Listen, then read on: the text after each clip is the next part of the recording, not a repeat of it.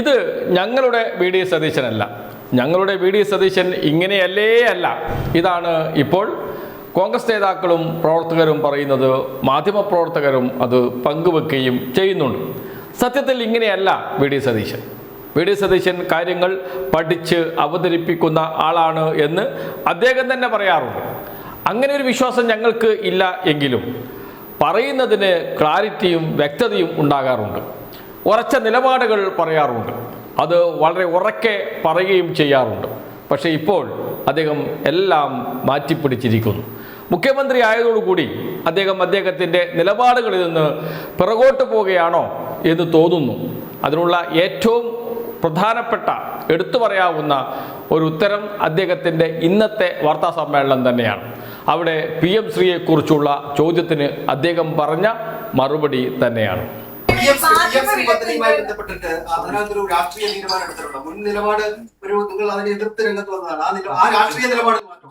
അല്ല, ഞാൻ ചോദിക്കട്ടെ, ഇതെല്ലാം വാർത്തകൾ വരികയാണ്.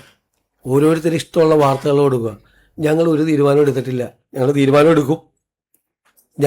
ഞങ്ങൾ എടുക്കാത്ത തീരുമാനത്തിന് വാർത്ത വരികയാണ്. അതിൽ ലേബർ കോഡിന്റെ വിഷയമുണ്ട്, 2 PMCയിലെ വിഷയമുണ്ട്, 3 PMAYയിലെ വിഷയമുണ്ട്. ഞങ്ങൾ ആ തീരുമാനം എടുക്കും. ഞങ്ങൾ അന്ന് എതിർത്തത് എന്താ? PMC ഒരു കാരണവശാലും അതിൽ പങ്കുചേരില്ല എന്ന് നിരന്തരം പ്രഖ്യാപിച്ച ഒരു ഗവൺമെന്റ് മന്ത്രിസഭാ അംഗങ്ങൾ പോലും അറിയാതെ പോയി എഗ്രിമെന്റ് വെച്ചില്ലേ? എന്നിട്ട് മന്ത്രിസഭാ യോഗത്തിൽ വന്ന് അന്നത്തെ മുഖ്യമന്ത്രിയും വിദ്യാഭ്യാസ മന്ത്രി ഇരിക്കുക. അവർക്ക് രണ്ടുപേർക്കും അറിയാം ഇത് ഒപ്പുവെച്ചത്. ബാക്കി CPI മന്ത്രിമാർ ആവേശത്തോടെ പറയാണ് ഇതിൽ ഒപ്പുവെക്കരുത്. അപ്പൊ ഒപ്പുവെച്ചിട്ട് വന്ന മുഖ്യമന്ത്രിയും വിദ്യാഭ്യാസ മന്ത്രിയും മിണ്ടി കൊടുത്തില്ല മന്ത്രിസഭയിൽ. മറ്റവർ പറഞ്ഞുകൊണ്ടേയിരിക്കുകയാണ്. സ്വന്തം മന്ത്രിസഭാ അംഗങ്ങളെ പോലും അറിയാതെ മന്ത്രിസഭയുടെ പെർമിഷൻ പോലും എടുക്കാതെയാണ് വെച്ചത്. അത്രയും നാള് PM ശ്രീയിൽ ഒപ്പുവെക്കില്ല എന്ന് പറഞ്ഞ് വൺ ഫൈൻ മോർണിംഗ് പോയി ഒപ്പുവെച്ചപ്പോൾ മന്ത്രിസഭയെ പോലും വിശ്വാസം എടുക്കാതെ ഒപ്പുവെച്ചപ്പോഴാണ് ഞങ്ങൾ അതിനെ ചോദ്യം ചെയ്തത്. ഇപ്പൊ അവർ ഒപ്പുവെച്ചൊരു ഗവൺമെന്റ് കണ്ടിന്യൂവേഷൻ ആണ്. അപ്പൊ നമ്മൾ പരിശോധിക്കണം, അതിൻ്റെ അകത്ത് ലീഗൽ ഒബ്ലിഗേഷൻ ഉണ്ട് ഒരു സ്റ്റേറ്റിന്, അല്ലേ? വ്യക്തികളല്ലല്ലോ പോയി ഒപ്പുവെച്ചത്, സ്റ്റേറ്റ് ഗവൺമെന്റ് ആണ് ഒപ്പുവെച്ചത്. ഗവൺമെന്റ് ഓഫ് കേരളയാണ് ഒപ്പുവെച്ചത്.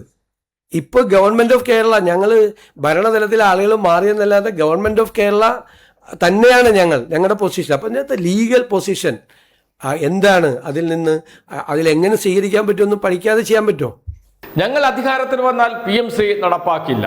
അദ്ദേഹം എത്രയോ തവണ പറഞ്ഞതാണ്. UDFന്റെ പ്രധാന ഘടകകക്ഷിയായ മുസ്ലിം ലീഗ് അത് ആവർത്തിച്ച് പറഞ്ഞതുമാണ്. എന്നാൽ ഇപ്പോൾ ഒഴിവ് കഴിവ് പറഞ്ഞ് രക്ഷപ്പെടാൻ ശ്രമിക്കുകയാണ് ചെയ്യുന്നത്. കഴിഞ്ഞ സർക്കാർ ഒപ്പിട്ട് പോയി, അതുകൊണ്ട് എന്ത് ചെയ്യണം എന്ന് ഞങ്ങൾ നോക്കുകയാണ്, പഠിക്കുകയാണ് എന്ന് പറഞ്ഞ് ഒഴിഞ്ഞു മാറുന്നു. ഉറച്ച നിലപാട് പറയുന്നില്ല. എന്ത് തന്നെയായാലും PM ശ്രീ പദ്ധതി കേരളത്തിൽ നടപ്പാക്കില്ല എന്ന നേരത്തെ അദ്ദേഹത്തിൻ്റെ നിലപാടിൽ നിന്ന് അദ്ദേഹം ഇപ്പോൾ പിറകോട്ട് പോയി എന്ന് വ്യക്തം. എന്ന് വെച്ചാൽ PM ശ്രീ പദ്ധതി നടപ്പാക്കും എന്ന്. മറ്റൊന്ന് സർവകലാശാലയിലെ കാവ്യവൽക്കരണമാണ്. ഗവർണറുടെ നേതൃത്വത്തിൽ നടക്കുന്ന കാവ്യവൽക്കരണം. ഒരു വാക്ക് എതിർത്ത് ഗവർണർക്കെതിരെ പറയുന്നില്ല. 30 സെനറ്റ് അംഗങ്ങൾ MG സർവകലാശാലയിൽ ആകെയുള്ളത്.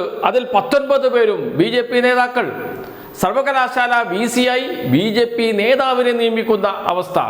ഒരക്ഷരം ഗവർണർ ചെയ്തത് ശരിയാണ് എന്നോ തെറ്റാണ് എന്നോ പറയുന്നില്ല. ഗവർണർക്കെതിരെ ഒരു വാക്കുപോലും ഉരിയാടുന്നില്ല. അതിനപ്പുറം അദ്ദേഹം പറയുന്നത് എന്താണ്? ഇതിപ്പോൾ തുടങ്ങിയതല്ലല്ലോ, നേരത്തെ തുടങ്ങിയതല്ലേ. അന്ന് പിണറായി വിജയൻ എന്ത് ചെയ്തു? അന്ന് LDF എന്ത് ചെയ്തു? ഇതൊക്കെയാണ് ചോദിച്ചുകൊണ്ടിരിക്കുന്നത്. അന്ന് എന്ന് വെച്ചാൽ നേരത്തെ രാജേന്ദ്ര ആർലേക്കറും അതിനു മുമ്പത്തെ ഗവർണറായ ആരിഫ് മുഹമ്മദ് ഖാനും ഒക്കെ സർവകലാശാലകളിൽ ഇടപെടാൻ ശ്രമിച്ച ഘട്ടത്തിലൊക്കെ അവർ ചിലപ്പോൾ വിജയിച്ചിട്ടുണ്ട്. സർവകലാശാല ചാൻസലർ എന്നുള്ള ഗവർണറുടെ സവിശേഷ അധികാരം ഉപയോഗിച്ച് ചില നീക്കങ്ങൾ അദ്ദേഹം നടത്തിയിരുന്നു. അതിലദ്ദേഹം വിജയിക്കുകയും ചെയ്തിരുന്നു. അതിനെതിരെ വലിയ പ്രതിഷേധം ഉയർന്നു വന്നിരുന്നു. കേരളത്തിൽ കോടതിയിൽ ചോദ്യം ചെയ്തിരുന്നു. സുപ്രീം കോടതി വരെ സംസ്ഥാന സർക്കാർ പോയിരുന്നു.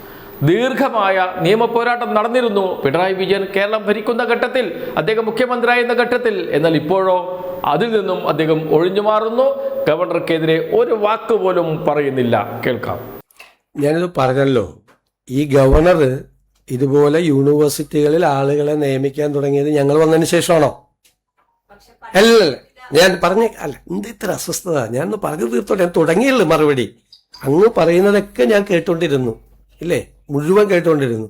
4ാമത്തെ ചോദ്യമാണ് ചോദിക്കുന്നതെങ്കിലും ഞാൻ കേട്ടോണ്ടിരുന്നു മുഴുവൻ. അപ്പം ഞാൻ പറയാൻ അനുവദിക്കണ്ടേ? അപ്പോൾ അത് യൂണിവേഴ്സിറ്റികളിൽ നിയമിക്കാൻ തുടങ്ങിയത് എന്ന് നിയമിക്കാൻ തുടങ്ങിയതാ? സിൻഡിക്കേറ്റിൽ എത്ര നിയമനങ്ങൾ നടത്തി? കേരളത്തിലെ എല്ലാ സിൻഡിക്കേറ്റുകളിലും എത്ര വൈസ് ചാൻസലർമാരുടെ പ്രശ്നങ്ങളുണ്ടായി? ഇതൊരു പുതിയ കാര്യമല്ലല്ലോ, ഒരു പുതിയ കാര്യമല്ലല്ലോ. ഇതൊക്കെ കണ്ടപ്പോഴാണ് കോൺഗ്രസ് നേതാക്കളും പ്രവർത്തകരും മുസ്ലിം ലീഗിന്റെ പ്രവർത്തകരും ജമാഅത്തെ ഇസ്ലാമിയുടെ നേതാക്കളും പ്രവർത്തകരുമൊക്കെ നിലവിളിക്കുന്നത്. എൻ്റെ വി.ഡി. സതീശൻ ഇങ്ങനെയുള്ള ഒരു വി.ഡി. സതീശനല്ല, ഇത് ഞങ്ങളുടെ വി.ഡി. സതീശനല്ല, ഇങ്ങനെ ഒരു വി.ഡി. സതീശനെയല്ല ഞങ്ങൾ പ്രതീക്ഷിച്ചത് എന്ന് അവർ പറഞ്ഞുകൊണ്ടിരിക്കുന്നത് വി.ഡി. സതീശനെ ശരിക്ക് മനസ്സിലാക്കാത്തത് കൊണ്ടാണ്. വി.ഡി. സതീശൻ ബി.ജെ.പിക്ക് മുന്നിൽ, ആർ.എസ്.എസിന് മുന്നിൽ, സംഘപരിവാറിന് മുന്നിൽ എപ്പോഴും തലകുനിക്കുന്ന വ്യക്തി തന്നെയാണ് എന്ന് അദ്ദേഹത്തിൻ്റെ സവർക്കർ പൂജ വിളിച്ചു പറഞ്ഞതാണ്. എന്നാൽ അതെല്ലാം മറികടന്ന് മതേതരത്വത്തിനു വേണ്ടി വർഗീയതയ്ക്കെതിരെ ശക്തമായ നിലപാടെടുക്കും എന്നൊക്കെ കഴിഞ്ഞ ദിവസങ്ങളിൽ പറഞ്ഞത് കേട്ട് വിശ്വസിച്ച് വി.ഡി. സതീശൻ്റെ പിന്നിൽ അണിനിരന്ന ജമാഅത്തെ ഇസ്ലാമിയും മുസ്ലിം ലീഗും ഒക്കെ ഇപ്പോൾ തിരിച്ചറിവിൻ്റെ വഴിയിലൂടെയാണ് എന്ന് ജമാഅത്തെ ഇസ്ലാമിയുടെ പ്രസ്താവന കേൾക്കുമ്പോൾ കാണുമ്പോൾ മനസ്സിലാകുന്നുണ്ട്.